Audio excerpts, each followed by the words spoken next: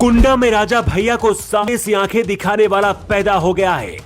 जो लोग तालाब में मगरमच्छ वाली कहानी सुनाकर राजा भैया को बाहुबली और गुंडा बताते थे, वो इस रिपोर्ट को जरूर देखें। लगता है कुंडा में कुछ बड़ा होने वाला है, जो इससे पहले यहाँ के इतिहास में कभी नहीं हुआ।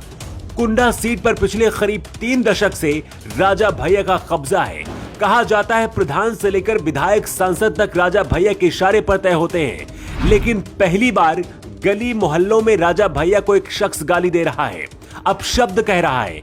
इसकी आंखों में ना तो राजा भैया का डर है और ना ही खौफ। ये शख्स अपनी हद को इतना ज्यादा पार कर जाता है कि राजा भैया और उनकी पत्नी को भी अपशब्द बोलता है और इस दौरान आसपास बैठे लोग खूब तालियां बजाते हैं। जिसने राजा भैया को चुनौती दी है, उसने राजा भैया से ही चलना सीखा है।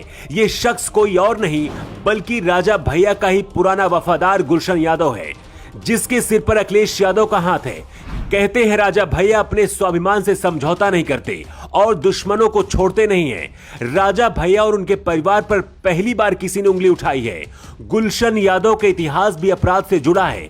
गुलशन यादव का सियासी सफर राजा भैया के संरक्षण में शुरू हुआ था और उन्हीं के आशीर्वाद से गुलशन कुंडा में अपना प्रभाव जमा सके। लेकिन अब दोनों की राहें अलग हो गई हैं। कुंडा के नए बाहुबली गुलशन यादव को अखिलेश यादव ने सपा से टिकट देकर राजा भैया के खिलाफ चुनाव में उतार दिया है। अखिलेश यादव और राजा भैया के बीच की टकरार अब इतनी ज्यादा बढ़ गई है कि अखिलेश यादव किसी भी हालत में राजा भैया को हारता हुआ देखना चाहते हैं। गुलशन यादव कभी राजा भैया के लिए काम करते थे।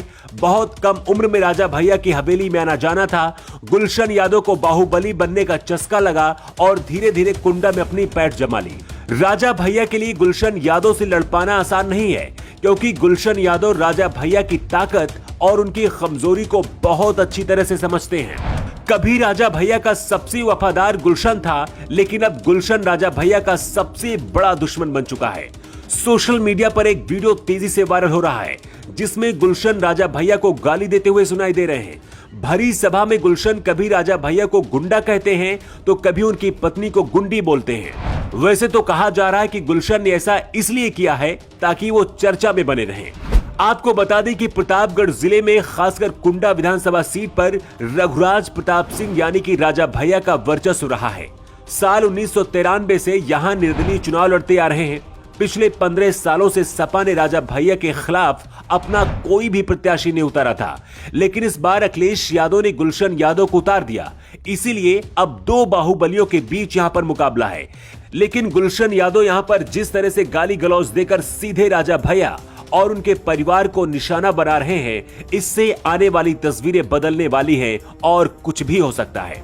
जो लोग राजा भैया और उनके तालाब की कहानी सुनाकर डराते थे और खौफ फैलाते थे, उन्हें ये जान लेना चाहिए कि अगर ऐसा होता तो गुलशन यादव इस तरह से गाली गलौज राजा भैया के लिए नहीं करते।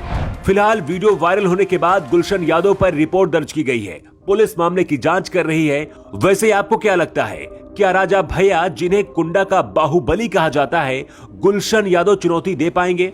राजा भैया क्यों शांत हैं और गुलशन यादव से कैसे मुकाबला कर पाएंगे? आप अपना जवाब कमेंट बॉक्स में दे सकते हैं। न्यू टाइम्स के लिए ब्यूरो रिपोर्ट।